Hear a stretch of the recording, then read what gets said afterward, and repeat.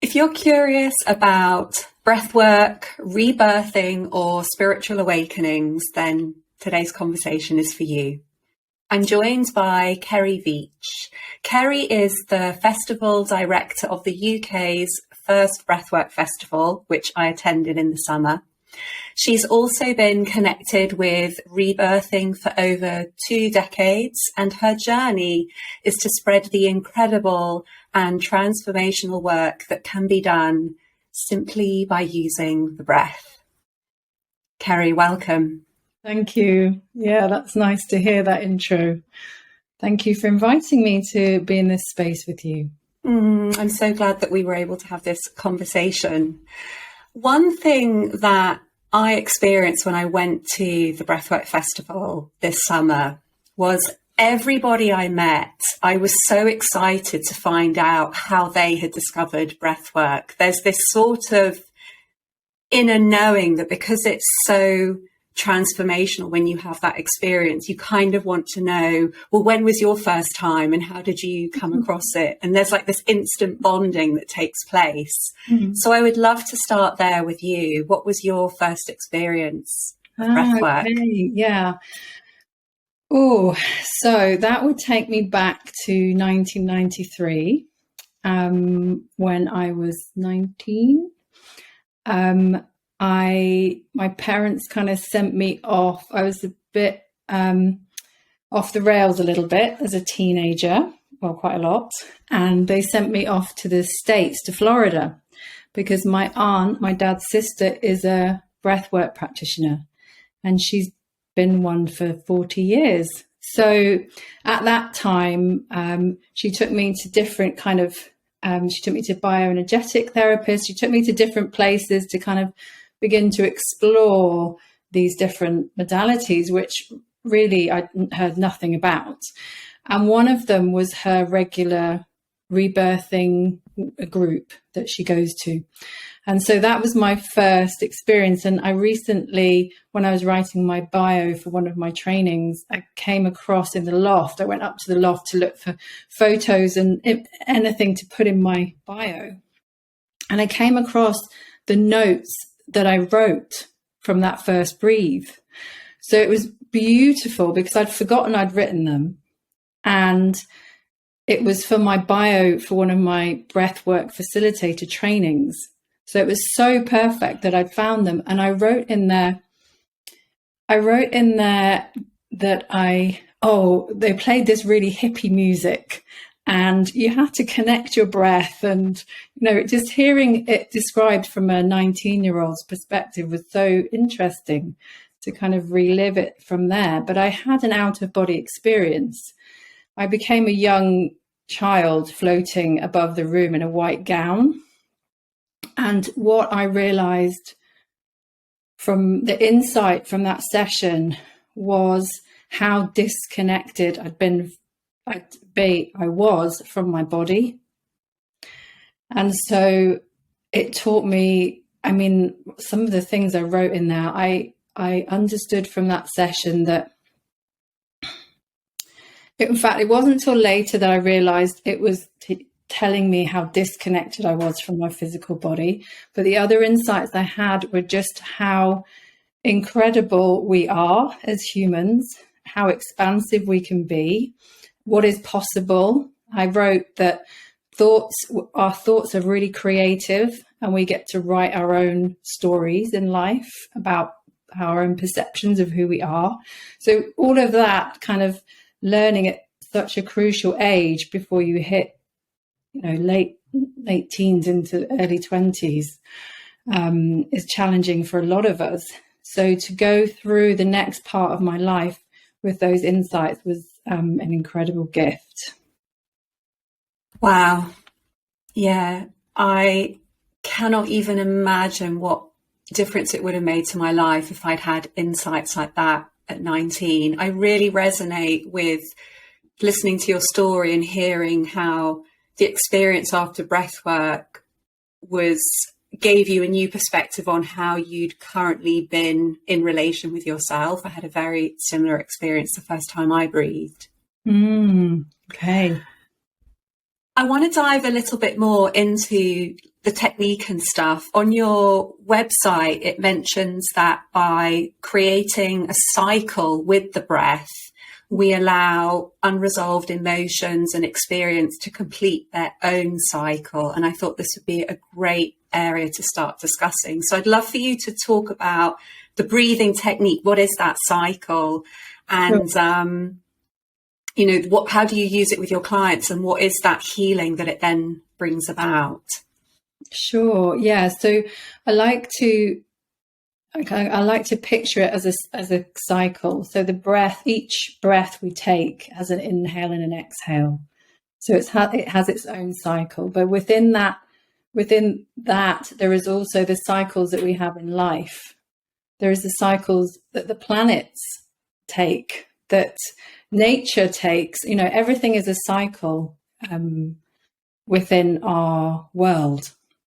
And so I like to see the breath as a cycle as well. And during our lives, we have certain moments and experiences where I guess we interrupt what should be a natural cycle. Maybe we hold our breath when something happens, and we're kind of interrupting something in that moment, unconsciously.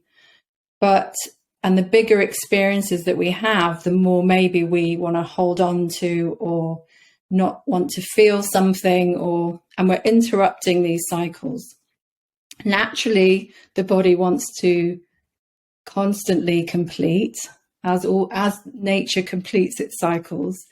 Our body also wants to complete these cycles. So I guess what happens, or my understanding of what happens, is once we do interrupt these natural processes, we kind of begin to shelve things away and not look at them and not want to deal with them or feel them or whatever it is in our lives. Yet we were always wanting to come back into a place of balance. So if we cut ourselves, it heals. We're always wanting to complete. And I think what happens with the circular breath, so that's when we breathe in and out, equal amounts, and a full inhale and a relaxed exhale. That's kind of like the conscious connected breath. When we do that, it gives our body the opportunity to go, okay, we're in a cycle, we're feeling relaxed. And then something really quite strange happens. Our body really knows what it needs to complete those cycles, and it knows in which order it needs to go in. And so it will rummage around. I always like to use the analogy of, like, our lives are this big warehouse, and there's a long kind of walkway with really high shelves either side and thousands of boxes. And when we breathe, we're kind of walking down this walkway. And today the body goes, oh, I'm going to just take this one off the shelf. And it will open it carefully and slowly and gently. And it will rummage around. And actually, I don't need this anymore. I don't need that. Might not be ready to empty the whole box. It might save some for later, or it might empty the whole box, and that will be the cycle completing. So, and all of these boxes are our lives, our experiences, because we store all of that in the body. So it's a very embodied practice. That's such a useful analogy. And the way that you described, the body really knows what order, what to bring up, because I've certainly had experiences in breathwork where I've gone in thinking something's going to happen, and knowing, I know enough now to know that it's irrelevant to be thinking what's going to happen. But the very first experience I had was the way you talked about when you transcended up and you were floating in that white gown. You then had that realization of how disassociated you'd been. For me, it was such an experience of profound happiness that I realized how miserable I'd been without even knowing. Right. And it's so interesting the way you talk about the cycles and that the body wants to complete. So what's coming to me now is that my body was seeking to take me back to happiness, and that for some reason I'd got stuck in that place of misery. And there's something about the breath that then gives you that experience. But you also said something in your first response where you realized, as you were reading your notes as a 19-year-old, how incredible we are.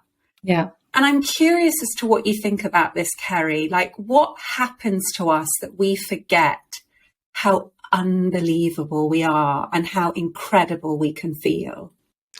Ooh, that's a good question. And I guess it depends on your belief systems. But I kind of believe that we come in with a blueprint into the world with a blueprint, and that can hold all our ancestral patterns and karma and whatever else. And then we have imprints while we're in the womb, which are somatic and pre-verbal imprints of how our mother is at the time, what their relationship was like, 1,000 different things. And it's now scientifically proven that has an impact on us genetically and as we're developing in utero.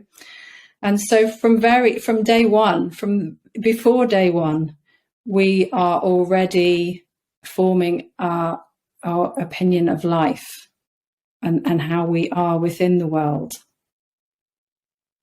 Does that make sense? Yeah. And then we have the birth process, which is quite often traumatic. And that's our first experience of life. Yeah. It's interesting. There seems to me, in terms of what breathwork is giving me, is like an ultimate remembering. Yes. When it takes me into these exquisite states, I remember myself as something or some divine being that I haven't experienced in any other modality other than psychedelics. Like, that's what I love about the breath. It's so accessible. Yeah. Yeah. I think you're spot on there. And I guess,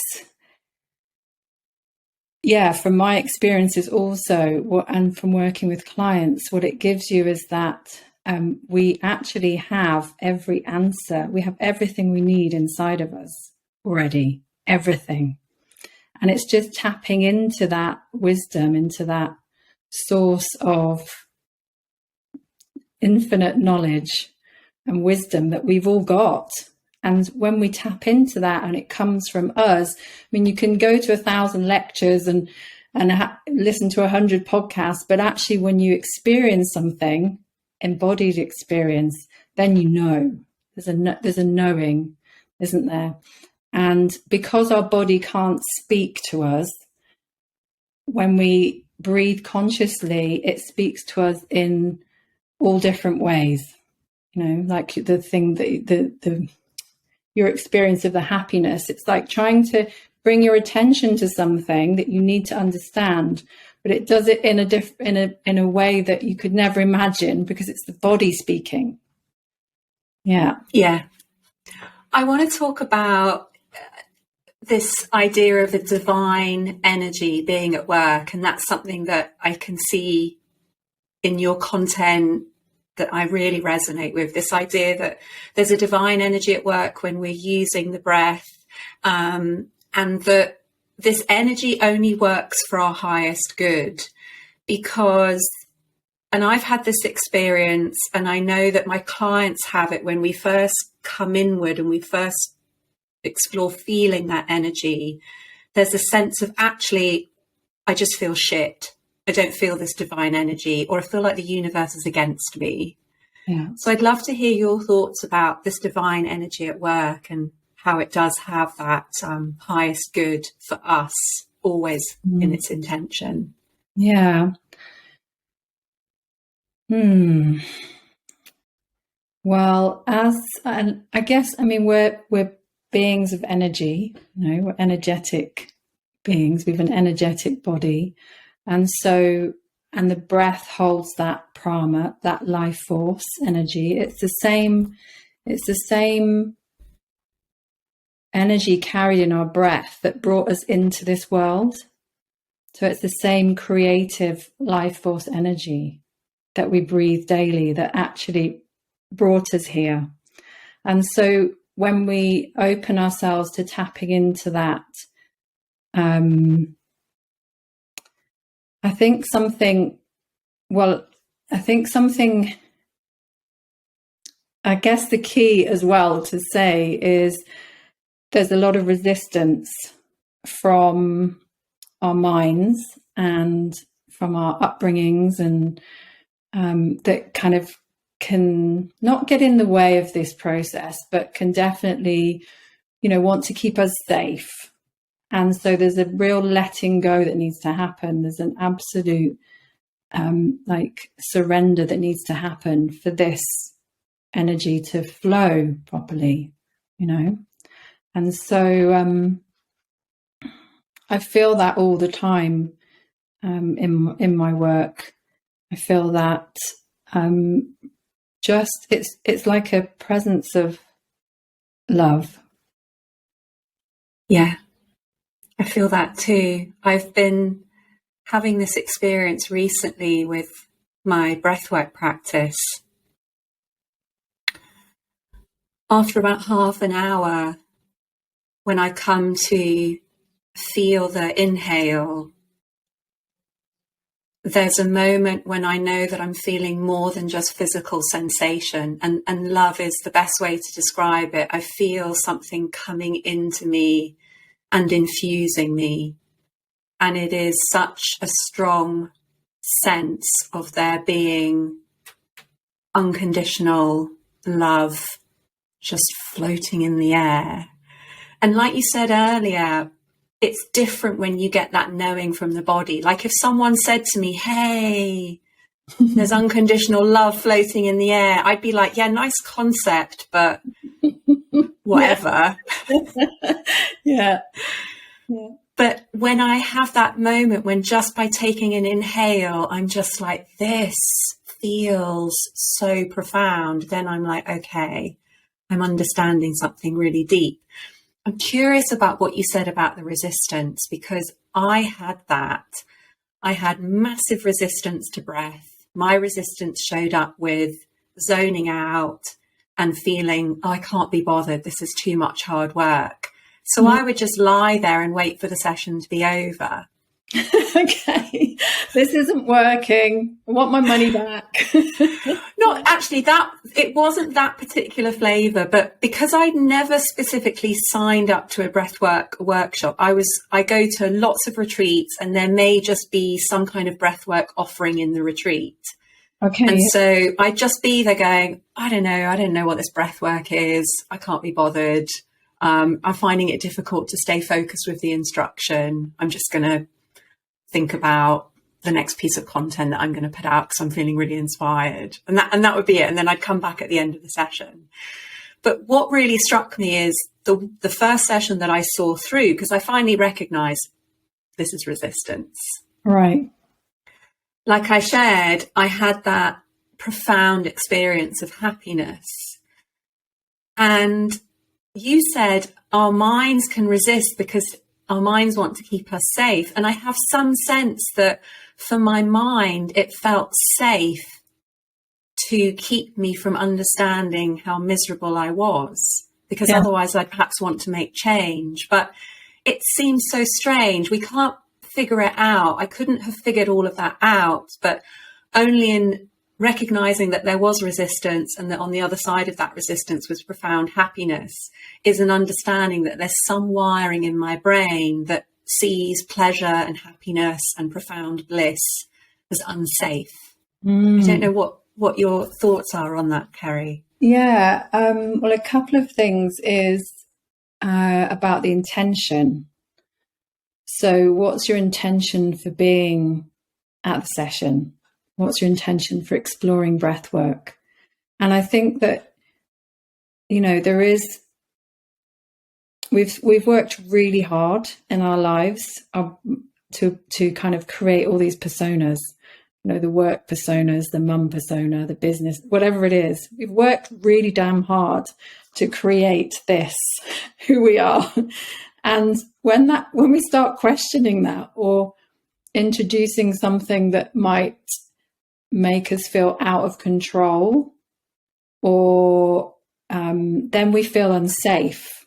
If we're going out of our comfort zone, we feel unsafe, and we start having feelings of unsafety. And we've managed also, probably for most of us, successfully to make sure we don't have those feelings as little as often in our lives, because they until you understand what feelings are there for, then I don't know. Does that make sense? It's like, I actually, that last point that you made, until you understand what feelings are there for, because my whole understanding of feelings since I've been doing breathwork and since I started my breathwork training has completely changed. Up until my training, I thought feelings were an irritation. Feelings got in the way. Feelings were things I didn't know how to deal with. Feelings were things I could do without. Yeah. Whereas now I understand that it is the past just knocking on the door, saying, "Let me in, integrate me," and that anything I'm feeling in this present moment is not to do with the present moment. It's just something from back there that just really wants my unconditional positive regard, really wants me to just witness it as it is, as a feeling, rather than this feeling means that the world is a dangerous place. So yes, I think it does make sense, especially what you said about the intention, and that my body obviously got to a place where pure, profound bliss was seriously unsafe for it. And that does make sense for me in terms of my upbringing. I'd like to have a little delve around in the rebirthing arena. This is a real fascination with me. There's a beautiful quote on your website, or a line on your website. "It is here that I invite you to acknowledge how incredible the first breath that we ever took was." And I can feel myself just about to tear up at the thought of that. And really what was uncovered for me was a trauma that I experienced in the womb, was a trauma that I experienced in my birth. And so I'm hugely fascinated in this area. But this line to acknowledge how incredible that first breath was. And you kind of mentioned it earlier as well. I'm like, what is this? What is this, to really think about the importance of that first breath? So can you tell us a little bit more about that? And then perhaps we can have a dive into your rebirthing work too. Oh, that's a good question. Well, it's taken us a long time a long journey before we have that first breath. And the work that I'm doing more so now is honoring the journey before the first breath, and also seeing birth as a sacred ceremony. A lot of us maybe didn't have that as a rite of passage when we arrived, and for a lot of us, that first breath was our first kind of moment of separation. So until we are, when we're born, we're still attached with the umbilical cord. So we're still receiving everything from our mother. And that when that's cut, that's the first moment that we have of a feeling of separation. And that's when we take our first breath. And usually it's, I'm generalizing here because every birth is so different, but generally in the West anyway, that opportunity to have our first breath in our own time doesn't happen. And so, I mean, the body's incredible. You know, the divine feminine has created women's bodies so they know how to give birth, and they know how what the baby needs at exactly the right time. But all our intervention prevents that happening. So, I mean, I see the first breath as beautiful as the last, and every breath in between. Just taking a moment with what you described, that there's so much that comes before that first breath. Yeah. I'm just like, ooh, I love the idea of feeling into that. I've been having this really interesting experience with one of the breathwork practices that I'm doing, which is holding on an exhale. And it's taking me to a place of deep calm. And I haven't really understood why. But when I just heard you say that there is this period of existence or awareness before breathing's even happening, I'm wondering if there is some kind of connection. Like, it feels like an absolutely blissful state to be with my body, with lungs empty. It's a totally different experience when my lungs are full, with lungs empty, with zero need to breathe. It's gorgeous. Blissful state. Yeah. Yeah. There isn't a care in the world when I'm really in the seed of that moment. It's very fleeting, because obviously my mind then comes in and goes, oh, this is the lush part, and then I'm like, let me feel it instead of thinking about it. So I go in and out of it, but it's a totally blissful state. I wonder if, yes, it is giving me that sense of my experience in life when there wasn't a care in the world. And also, I'm very interested in this idea of, you know, you talked about the umbilical cord, and sort of, I don't know if that was your word, but this idea of choosing or it not being our choice. Yeah. What do you mean by that? Well, I can share something of my own experience. I've done, when I started training as a breathwork facilitator, I chose, unbeknown to me at the time, I chose to train with Air School of Breathwork, which is a rebirthing school. And it was only when I actually started the training that I then realized it was because I needed to, most of my work was around my birth and the experiences that I had in my birth, which was quite traumatic. I was transverse, which was sideways, and forceps delivery. And I've done many different breathes around this experience, many different breathes. And I guess the best way to explain to you, answer your question, is to share this experience. So more recently, I was on a breath camp, a breath retreat in Barcelona, and I was asked to teach about birth on the retreat.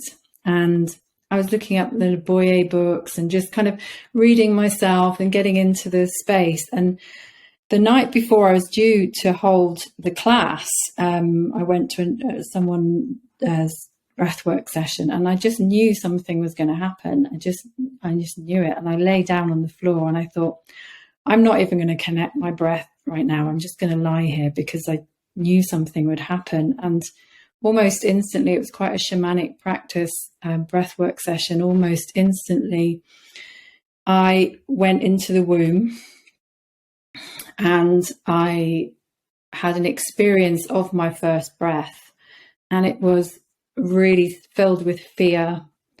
And when I stopped breathing for ages in my session, and then I took this breath, and the pain in my throat and my lungs and my body was so scary, so horrible, that that night I hid in my room all night, and I was paranoid, and I thought, oh God, I've set myself back years. What have I done? And I did. I couldn't consciously breathe for about 5 months. It took me to integrate that experience. It was my sister that helped me come back to the breath, because I was too scared to breathe. It scared me that much. But actually, when I came back, something massive had shifted. So always, no matter what we experience in these sessions, and that's quite an unusual one, because normally we don't go to a place of fear. You know, normally it's much more gentle, but I obviously needed to have that experience in that way to shift something. And then fast forward a year, I had another experience where I was in the water. I was being held by my 2 dear friends, and the body remembers. We talked about it remembering everything. A lot of the warm water rebirthing, the body just starts moving in the way that you move when you're coming through the birth canal, or all kinds of things happen. And I was like, my body was twisting round one way like this. My neck was craning round, and I was shouting in fear. But I remembered that I was safe, I survived, and so I was calm at the time, but my body was doing something else. It was just totally took over. And it was only 10 minutes of that, but it was enough that the next day I had this headache at the back of my head, and it was really odd because it was just at the back. And I said, I didn't take any painkillers or anything, but I said to my friend who's a cranial sacral therapist, I said, oh, I've got this pain. She said, oh, let me work on you. So that evening, she worked on my neck. She said, it feels like birthing energy is still here. So she worked on me. And then she said to me, shall I work on your umbilical cord? And I was like, what? Is that normal? She goes, yeah, we're trained to do that. We don't do it often, but I can. And I was like, well, okay then, why not? And so she moved down, put one hand underneath my back and one on my belly, my tummy button. She just held her hands there. And within a few minutes, I was just breathing normally. It was by a fireplace in the evening. But within a few minutes, my whole body was pulsing. And I said to her, my body's pulsing, all of it. And she said, oh, to me, it feels like a heartbeat. And then she took her hands above my belly button and she held my umbilical cord away from my body, the energetic umbilical cord, maybe like this, a good few inches from my body. And as she moved it, I could feel it in my body. I could feel her, and I could feel the pulsing in her hands between where she was feeling it. And then she said to me, do you want to cut your own umbilical cord? And I was like, okay, by this point I was in, okay. I was in. I was like, okay. And so I got my hands like this, and I moved to where she was, and I made this motion. And in that moment,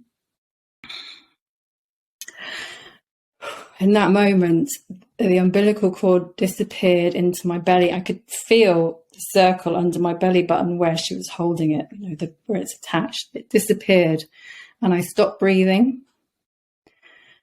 I only stopped breathing not for long at all, and it was very peaceful. Maybe it's like this peace that you're talking about.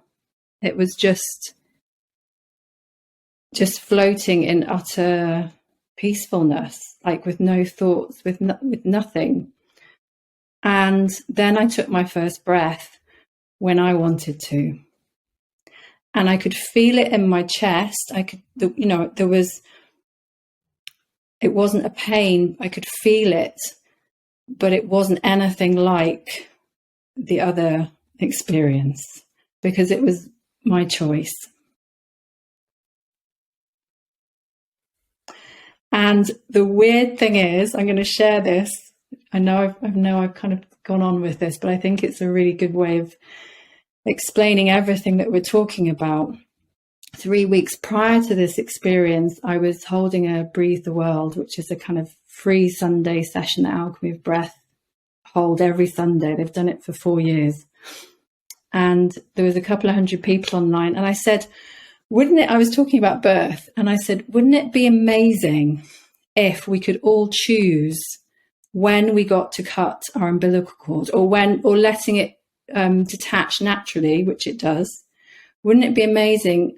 How different would the world be if that was a choice, and we let the umbilical cord just drop away, or have it for as long as possible? I know there is that practice now, but it's not very widespread.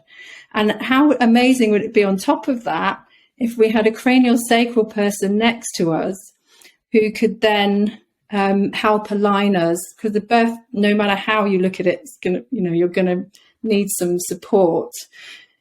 If a cranial sacral person could be part of that midwifery, midwives to help the baby afterwards. And I didn't realize until later on that evening, I was like, oh my God, this is just what's happened to me. I had a cranial sacral person there, and I got to cut my umbilical cord. Yeah, so pretty profound experience. Thank you for sharing that, Kerry. And it just shows that the body, when left to its own devices, finds its way, and that this renegotiation that we do years later, it does involve a certain aspect of the imagination to make sense of what our body is telling us, and that you have to get to a place when you can do that, when you can open up to the experience. It makes me think of how every breathe or every bit of healing leads to the next one, because you're more open to the experience. You're more willing to be imaginative about it. You're more willing to go with the cranial sacral therapist who says, shall I work on your umbilical cord? I mean, maybe a few years earlier, you might have been like, that's a bit strange. I don't want to go there. But that sort of openness that you had, bringing the scissors and cutting it and then having that experience. It's just such a beautiful example of when we get out of the way, but when we put ourselves in the right conditions, the body does find a way to bring itself back into balance. I think we know. I think we already know what we need to be doing. And when we can tap into that knowingness, then everything will just flow. Everything kind of happens as it needs to. There's something that's coming to me, actually, like when you said, I think we know, I had an experience about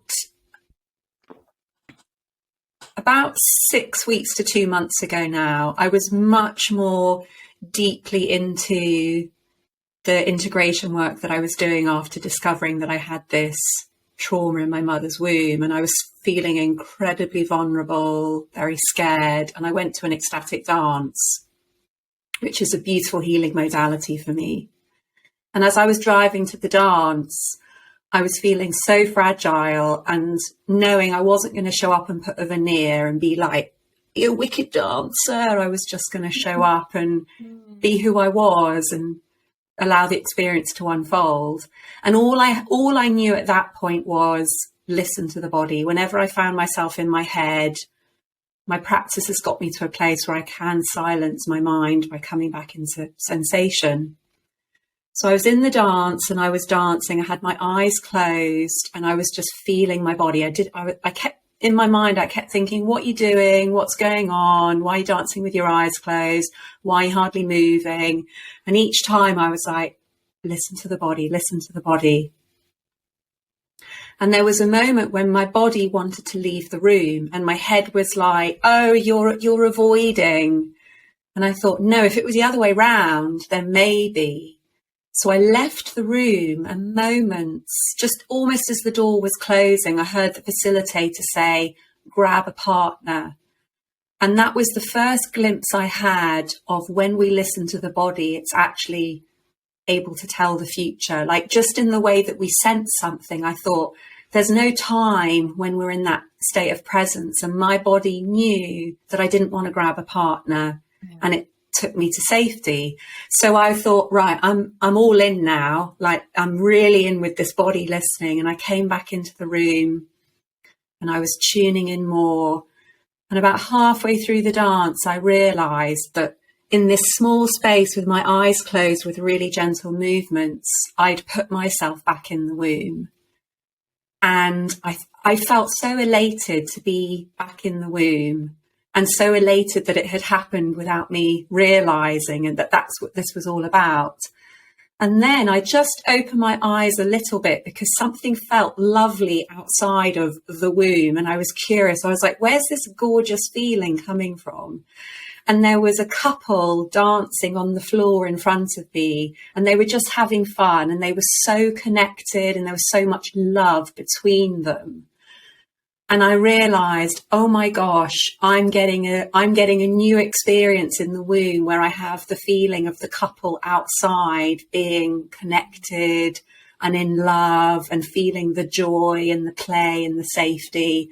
And I was like, well, this is great. So I just went back in the womb, and I was in the womb with just my little movements, feeling this love from the couple.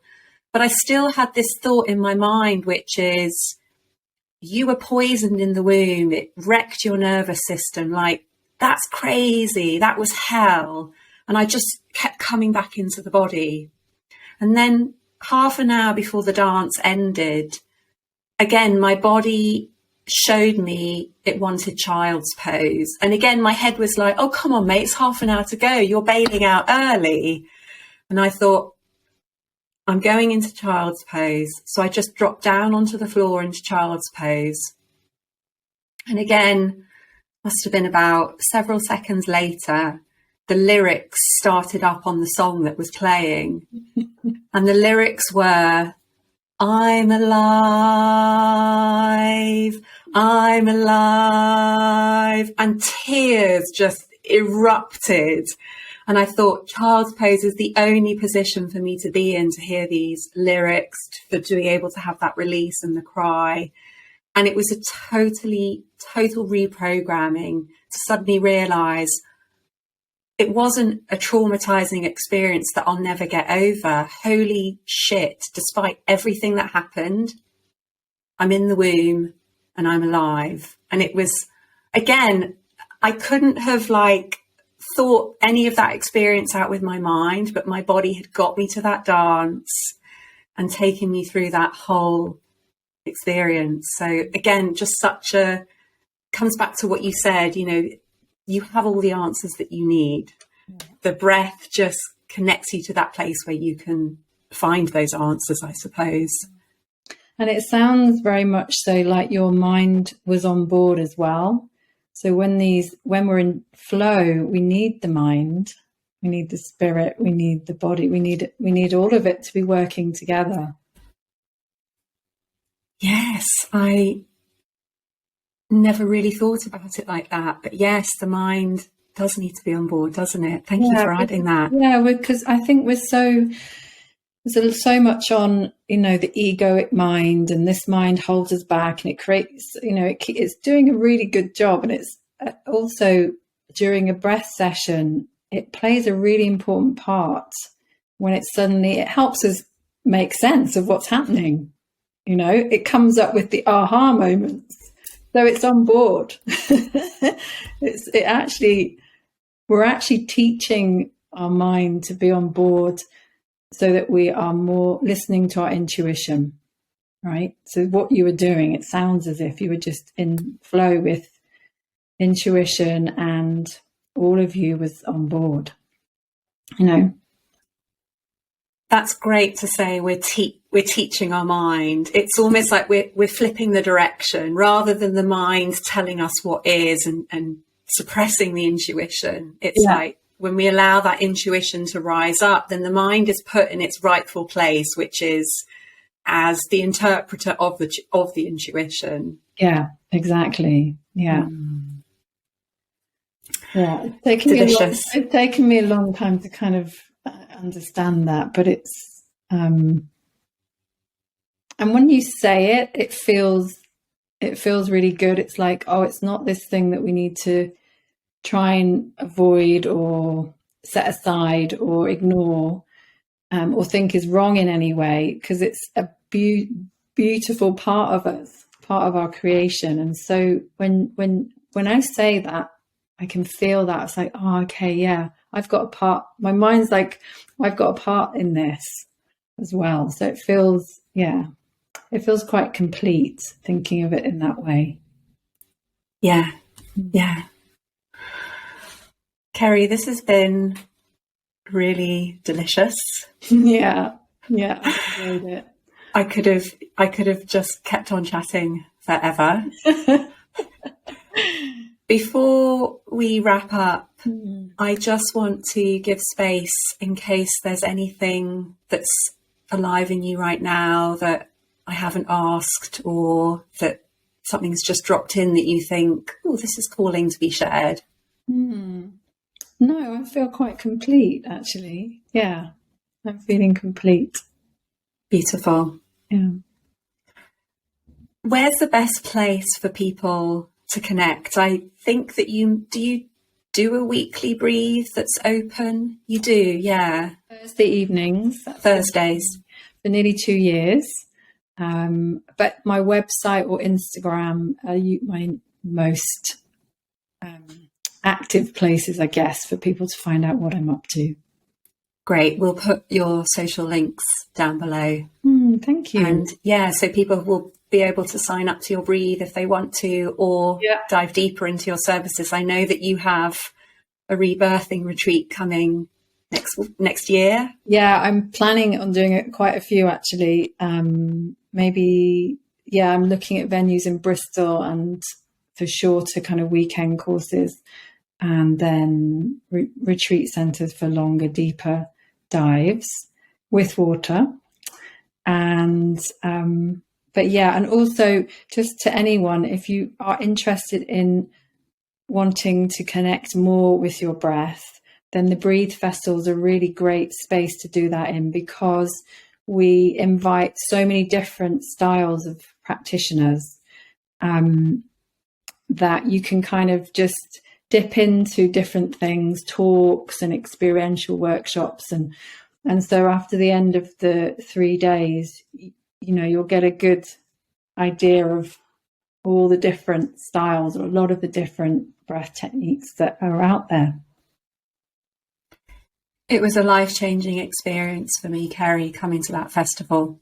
I'm feeling very emotional as I say that. It utterly changed the course of my life in a way that I had been searching for. Yes, so I'm so grateful that you have created this. And as soon as early bird tickets are on sale, I'm signing up. Yeah, well, there's a beautiful thing behind it. It's not all my doing, but and also the breath. We're all different, and in different points in our life, we need different tools and experiences. So I don't just wave the flag for one style. It's like, this is a platform for people to see what works for them. Yeah. Kerry, thank you so much. You're most welcome.